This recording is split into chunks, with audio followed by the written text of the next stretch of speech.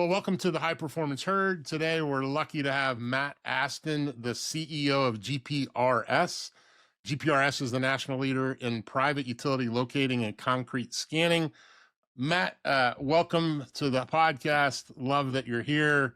How are you today? Oh, great. How are you doing? And thank you. I really appreciate the opportunity to be a guest on your show. Really looking forward to our conversation. We've chatted a little bit before this, and before we dive into the show, Matt's from Ohio. I live in Bloomington, Indiana. There's a big game coming up this weekend. Matt, what are your feelings about the game? I'm going to be fortunate enough to be in attendance for the Awesome. Big Ten Championship, and I am confident in what Ohio State's done, and I think they're well on the way to repeating as champions. Yeah, I think it'll be a great game. We can, after the show, place a little side wager on who wins and where we end up. So on to the podcast. Great to connect there. When you look back kind of historically and look at what drew you into leadership, what made you want to build something bigger than yourself, kind of the origin story of GPRS, what comes to mind? Yeah, when I first started the company, it was just a single owner operator, but I didn't have any experience in leadership, not even a managerial role.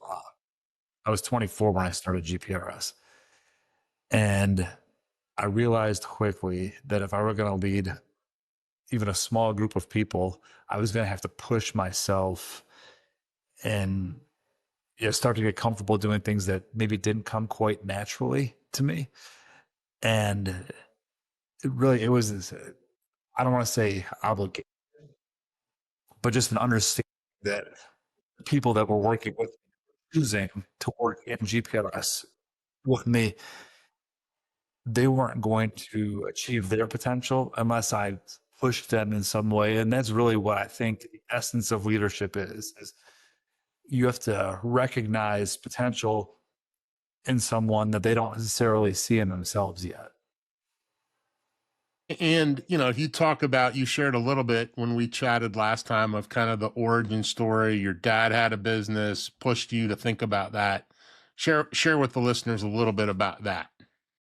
Yeah, I was working as a financial analyst and thought that's what I wanted to do. I thought I'm a big, huge company and work my way up to senior level leadership in that company.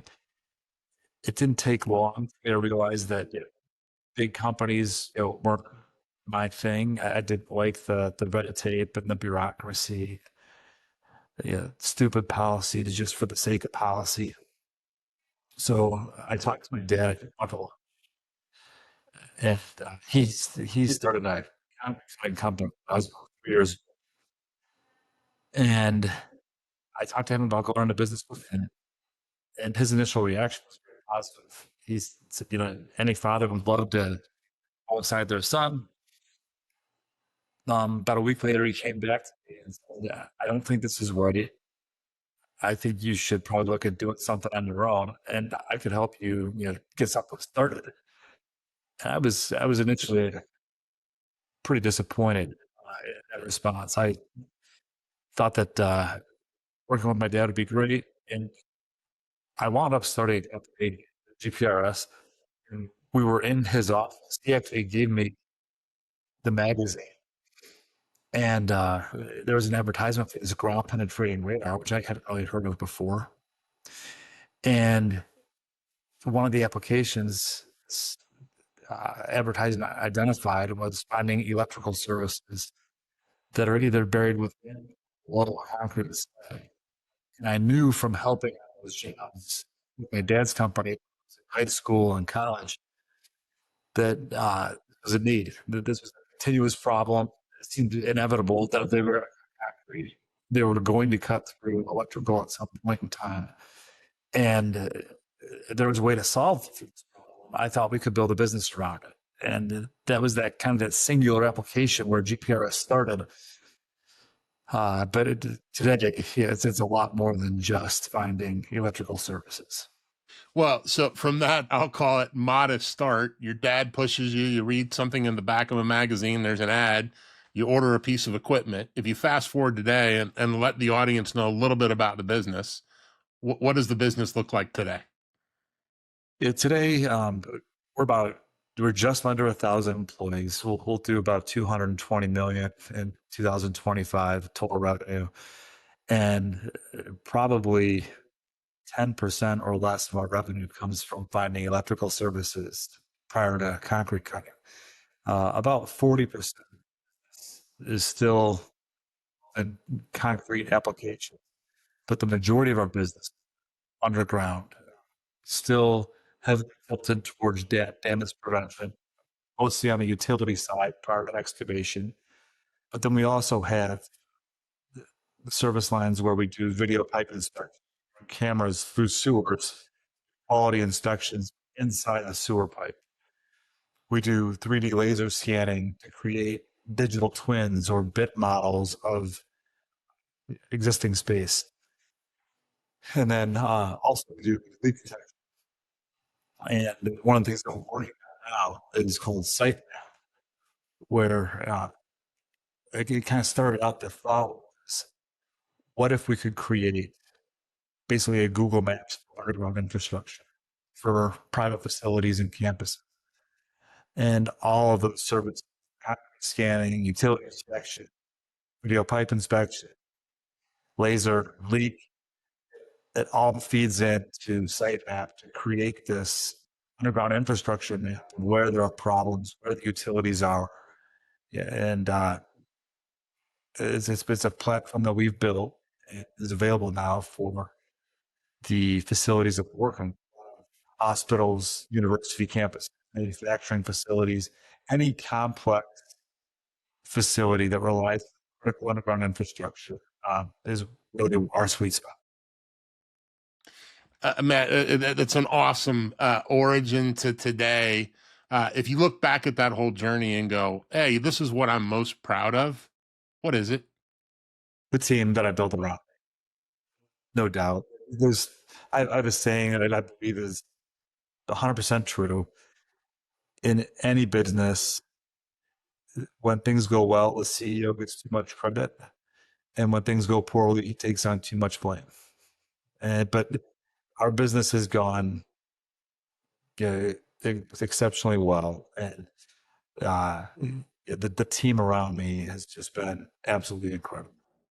Well, and Matt, that's been my take on my own journey, and then working with a couple hundred CEOs a year. That the theme is similar. Like, hey, when do I find great success? When I have a remarkable team. If you look at the sports team we just referenced, you go, yeah, there's two head coaches, but there's a lot of things that happen beyond the coaching. And the CEO or GM or whatever we look at from a sports perspective is that, but it takes a lot of high performing individuals coming together to do those things. And if you step away from that and say, yeah, hey, I've had a lot of different roles. If I said, how are you spending your time as CEO today? What would you say? It's making sure that the senior leadership team has everything they need in terms of resources so they can hit their goals, and that they are transparent and working well with one another. So the groups that they're responsible for can ultimately work well together. We kind of think of it as the flywheel from good to great. Sure, a lot of people listening have read that book, and if you don't have every part of your company working in that same direction to move that flywheel together, there's going to be resistance at some point, and you're not going to get that elite level performance that we all crave. So I really view my job as making sure that every one of our senior leadership team is working well with one another. They have everything they need, and there's full transparency between all of them.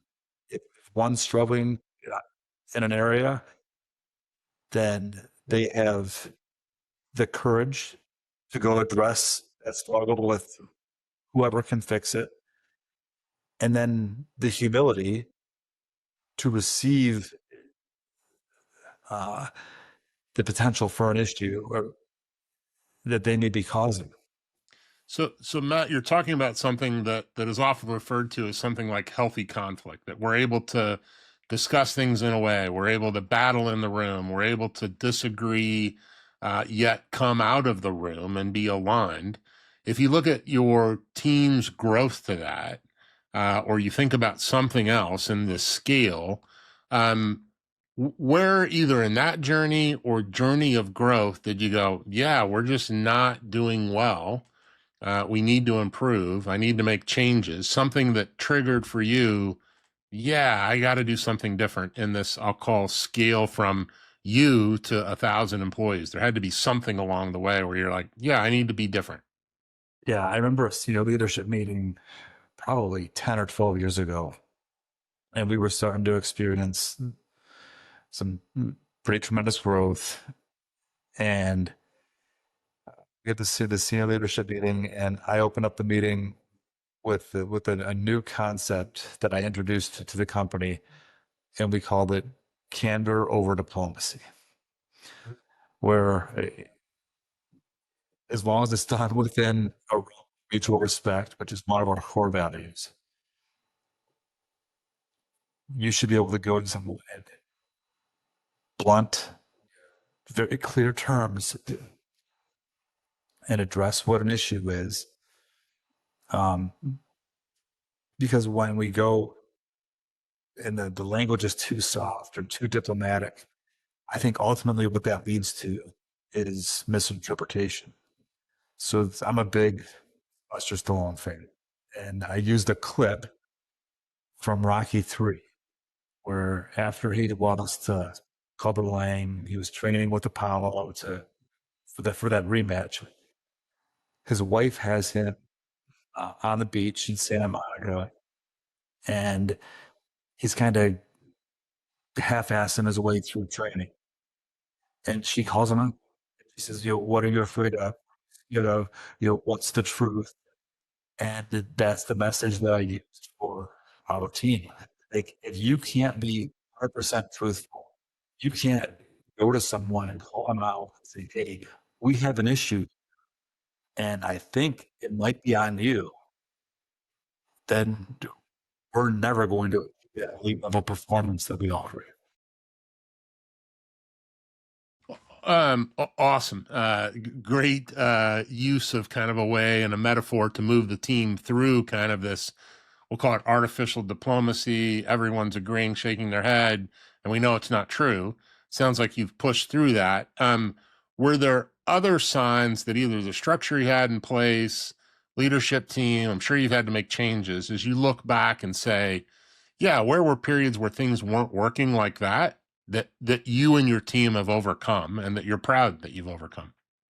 Yeah, I think most of it is related to individuals. It's in everyone's career, there will be a point where your role either outgrows your capacity to fill it, and it's either on you to recognize that, or it's going to be on somebody else to help you recognize that. Those are ultimately the difficult conversations, and if you put those off, let me back up.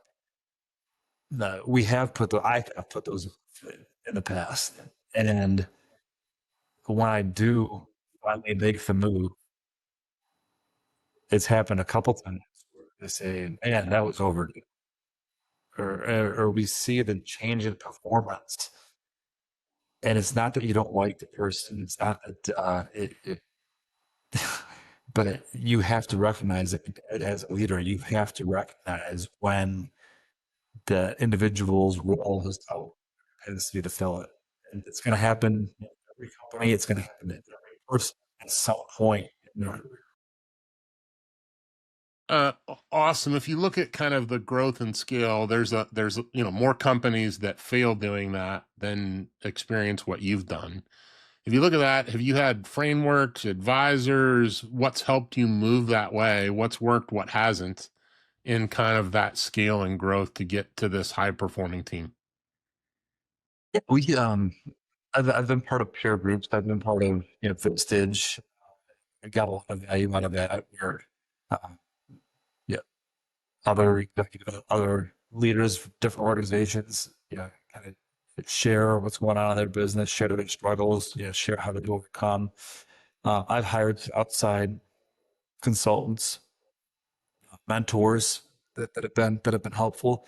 When we started with private equity in 2017, the partner matched me up with the CEO from one of their portfolio companies, and he just said, "Hey, look, you got a lot of growth, and you have obstacles encountered that you don't even have on your radar." Yeah, sorry for the pun, but he said this guy's watched that, and he's going to be able to help you navigate some of those growth obstacles because he's done it. And you're not confident that you can't do it. But if you have some help and you can get it right, but going to go through the trial and error, uh, everybody's going to benefit. Um, su- Super. Thanks for sharing. If you think back, what's been the hardest part? This whole podcast is about building high performing teams. If you reflect on what's been the hardest part of getting where you have to this high performance herd, high performing team leadership, what's been the hardest thing for you to get that team to drive every result without you being personally involved, that you truly have everyone rowing, you have everyone pushing hard, whatever the right metaphor is? What's been the hardest part of that for you and your team? There are a few single hardest. As we built the team, I was blessed early on to have people that really helped create the vision for what this could be. And as the company grew, I've got this theory that as business grows with potential, and for the majority of the people that were very instrumental early on in helping, yeah, they understood, they bought into it, and they helped create the vision for what GPRS could be. I told you earlier that we'll do 200 billion this year. I have a supreme level of confidence that we can grow this to $1 billion annual revenue. I also have a supreme confidence that the existing senior leadership team can drive that growth. So, what were the challenges? I think there were some individual challenges. There were tough conversations at some point with almost everyone out there, um, where they had to change the way they were doing something. They had to uh, be more accepting of not everyone's going to perform at that same standard as they hold themselves to. The incentives just not the same. So there's different challenges, but most of the challenges along the way are leadership challenges, generally with subordinates on their team. So Matt, clearly as you look forward, there will be a challenge if you get from your 200 plus million to a billion. Things will change. You'll need new levels of performance. This is like any organization, like, hey, I'll have to challenge that look. If you think about go forward, what you'll look for in people on your team, partners you bring in, when you think about the next phase of GPRS, what will be critical and what will you look for? You've probably already learned some things, but as you look forward, what will be important? How will you make those decisions? Yeah, so we have a saying that we hire character and we teach skill. Really don't are not the I want to say we don't care. We're not all that concerned with what your background is or what you've previously done. Um, I often joke about professional athletes in these contracts they get paid for what they've done over the past 4 or 5 seasons. and they're not getting paid for what they're going to do over the next 4 or 5 seasons. A lot of these huge contracts that are being signed by professional athletes, they're signed after they've already delivered their peak performance. So their performance is going to decline over the back half of their career, yet they're being paid at the highest level of their entire career. So it doesn't necessarily make sense. It doesn't make sense at all. Um, hire character, teach skill. We want the right, we can teach them whatever they need to deliver the level of performance they expect. And in that process, let's just dive into that for a minute. When you say hire character, how do you discern that? What's your interview process? How do you find those people with this character? Because most people struggle here. Everyone talks about like hiring is the secret to get this high performance. If we go back to that sports example, there have been organizations that remarkably somehow find that new emerging talent and that are really good at that. And there are others that just take, as you've alluded to, the high performing person, pay them a lot of money, move, after what I would call a breakout season. And that you see what you've described is like, well, yeah, their breakout season was their breakout season. And that we're now seeing declining performance. And there are some masterminds in sports, and that's a great example. But in business, I think we need to think about it the same way, that this high performing team, high performing herd comes from our ability to do that, see that, and also when we mess it up to make change. And so as you think about that, and I'll use in air quotes your character comment, how do you do that? How do you think about it? How do you bring those people into your high performing team? Yeah, so we have our non-negotiables are our core values. Yeah, teamwork, mutual respect, growth mindedness, integrity, and safety.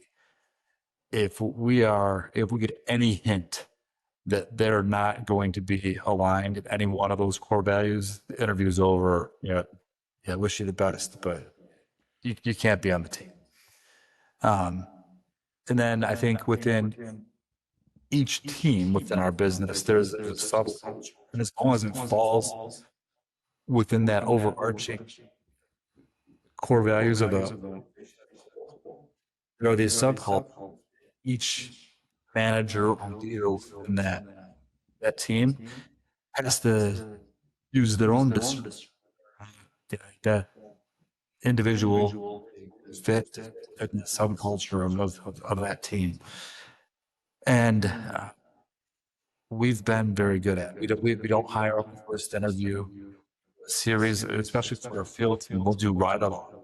They can really get a good taste of what we do. And one of the things I'd say that's best for us has been our referral program, where probably any given year, 40 or 50% we hire come from internal. Yeah. 2026, we have 120 new hires planned. So, 50 or 60 of those will be internal referrals. So I hear this internal referral. I hear, hey, focus on core value, be deliberate. You referenced vision earlier. I always talk about this as fueling the magnet, that as we do this magnet gets stronger and stronger, and we will compel the right people toward us and repel the wrong people. And I used to joke in interviews, like, this is like Sesame Street. You're the one that's not like the others. And that we need everyone to be kind of the way we act and behave, believe what we believe, and that they're inspired to help us take action toward our beliefs of, if you want to be $1 billion company, that's probably not important to most of your employees, but there's something else is that we're going to be the most trusted. We're going to be the best. We're going to act and behave within accordance to our core values. And so as you think about kind of that process, do you do assessments? What are the other ways you think about bringing quality people into the organization? Yeah, we have done some assessments. We've got a recruiting team that they're very good at. I think it's probably almost intuitive for them, or they can tell a good fit or not. But more important than that, I think, is after they're on, the focus on the retention and more on the replacement. And we don't want someone to be here for a year and gone. So one of the things that we're working and I think this is unique in a company of our size, is we want every single person to understand what each team does and is responsible for and how it makes the whole engine work. If they don't understand, if they don't understand if that team doesn't work at that level that we expect, this is what happens. Then we're failing organization and communicating the importance of this knowledge of the business as a whole. So hey, I'm part of the billing and collections team. If I fail at any point along the way, this is the issue it's going to create for the customer. And yeah, this is the issue it's going to create in return for our company. Yeah, that's what we're trying to have every single person, our organization understand. Um, Awesome that we could spend more time there, but I'm going to move us along just from next stage of growth. You've talked about like, and again, I think your story is remarkable. You've had unbelievable success. Most would look and go, "Hey, I aspire to have the kind of growth that your organization has had." But you've already demonstrated, well, there's more. And I always like, we'll go back to another sports analogy. And I've talked that we like this.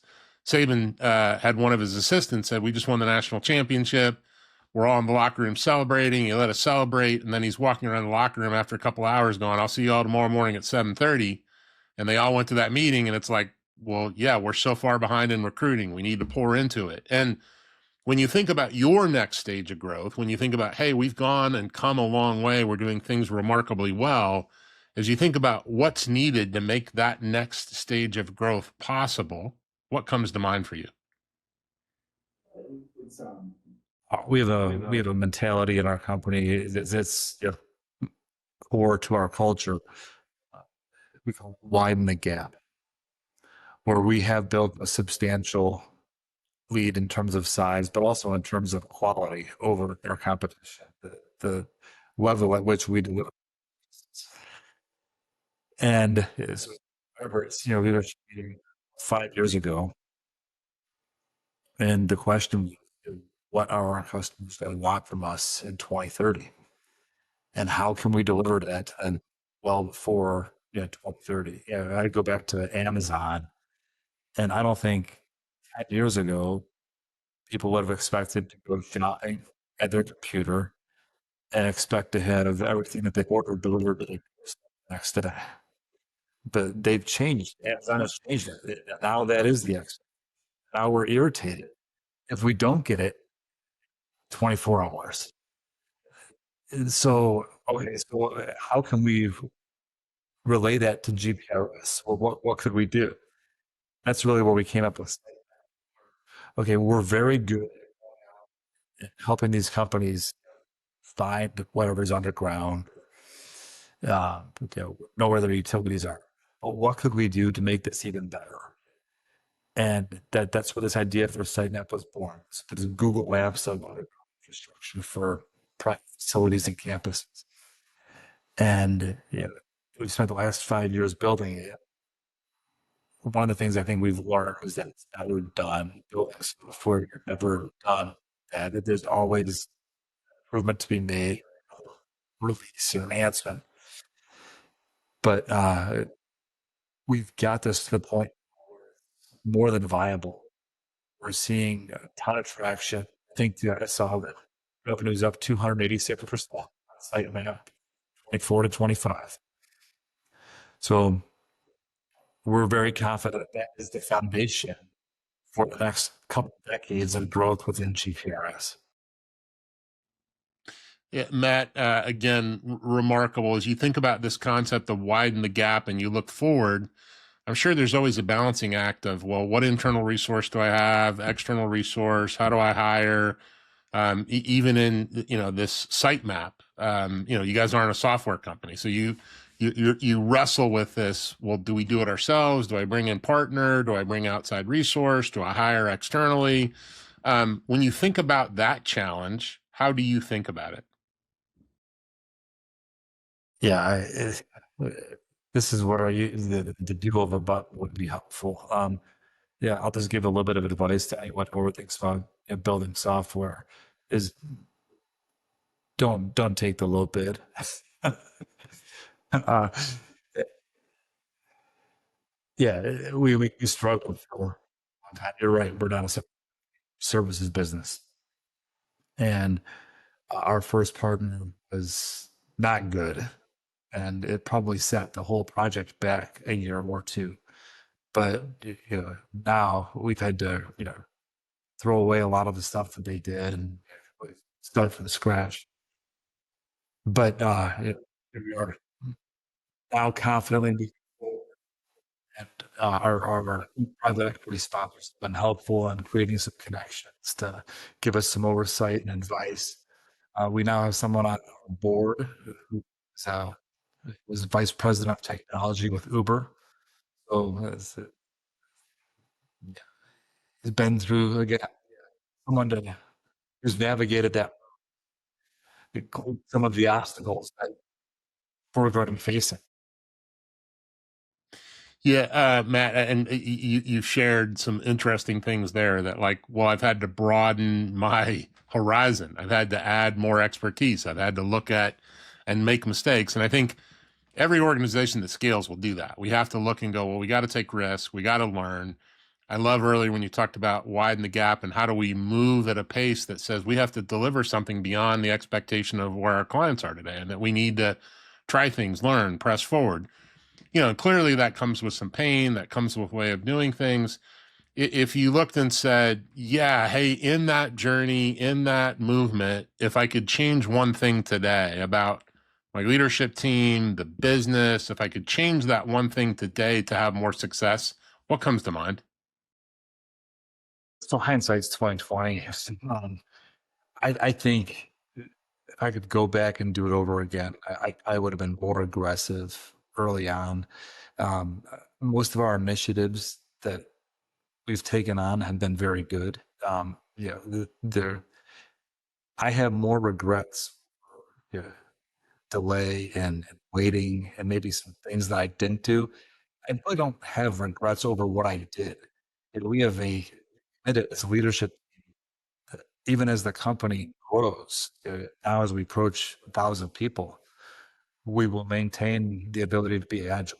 We'll maintain the ability to pivot quickly and not drive this thing like a freighter, but more like a speedboat. What you described there, I talk about as failures of exuberance. Let's do more of that. Let's be excited. Let's press forward. Let's learn from it and be okay that we were exuberant, that we were trying. And that was my own recollection of running businesses that were going through scale. Grew a company from 50 to 550 million. And you're like, yeah, I wish I would have been more assertive about good ideas because you realize, like, yeah, we left revenue, customers, value on the table by not pushing. And so that's an interesting comment. That's great for our listeners to think about that. We often are afraid of more success, and instead we should be exuberant to try and go. I mean, I love your concept, widen the gap. That's what it's about. Like, how do we? That's the Saban story. Maintain this gap and press forward, and it requires errors of exuberance. We have to think about challenging and moving forward. So it's awesome. When you picture your company a couple of years from now, we'll go 2 to 3 years, what would success look like? And how do you want to be involved, leading, feeling about your role? I think in 2 to 3 years, I'll be, I won't be CEO of GPRS. I'll be involved at a board level, but yeah, we've begun that succession process already. So I have full confidence in the leadership team, as I said. I think, yeah, for the company, what I really want to see is site mapping help standard. Yeah, for if you look at those critical facilities I spoke of, right, and specifically hospitals and university campuses, large manufacturing facilities, and I think pre-construction or for new sites, if we can get the largest construction companies in North America standardize on that service where before they go out, we do a full survey and give them a map, a digitized map they can use with showing the entire underground infrastructure within the bounds of their that will be what that I'll sit back and Awesome. Um, for listeners, there's always somebody that's ahead of you on the path, somebody behind you on the path. And I always love this concept of how do we help people thinking about the things you've already gone through. And that most of us in this role feel like, man, I'm constantly pushing, fixing, struggling. There's this concept of the struggle. And I tell leaders all the time, man, when you get this high performing team and things are going well, you instantly feel lazy. If you think about that, I'll call it hectic to lazy and effective, and you have this remarkable team, if there's one thing you could share with listeners, like, here's what I did to multiply my results. Here's what I did to get a high performing team. Here's what I did to be more effective versus work more. What comes to mind that listeners could take as kind of a, man, I should think about what Matt shared? yeah, I think the biggest thing that I've seen with companies that I've been exposed to where they just get stuck is the inability of the owner or the CEO to let go, to have to ingrain themselves in every single part of the company. And you hire elite to you should be able to give them responsibility. And you gotta let go. You gotta trust. You can't hold on to everything so closely. I mean, the reality is most of us are gifted in a few areas.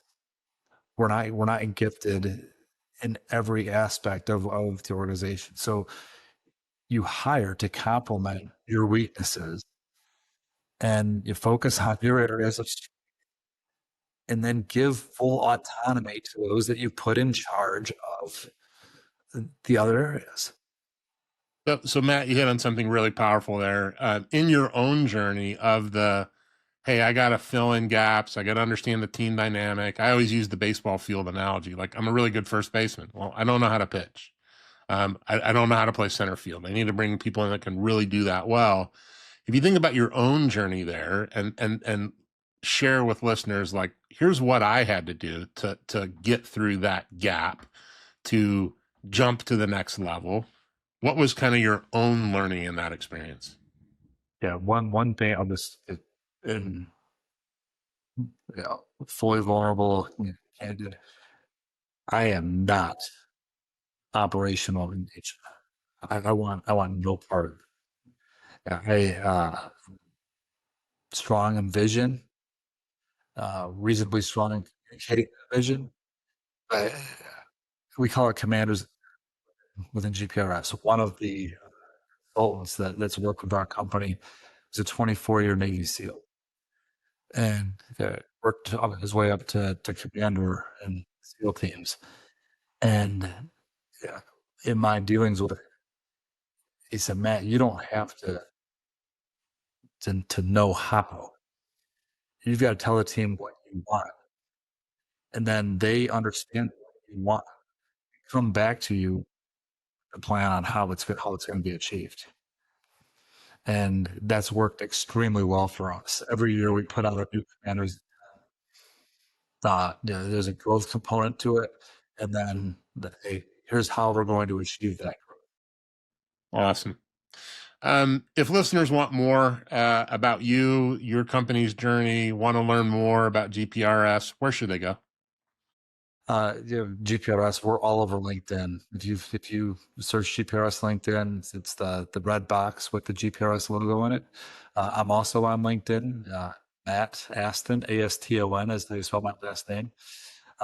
But yeah, ping me on LinkedIn. That's the easiest way. And then our website is GPRS Inc. GPRSinc.com. Matt, thanks so much. Thanks for your candor. You talked about candor over comfort. You did that today. You demonstrated with some real vulnerability, kind of your own struggle, how to think about it, how to move that. And so, as I think about this concept of bulls and herds, you've heard some of the real story here from Matt. It was great. Really enjoyed the time. Thanks. Yeah, appreciate it. Thank you.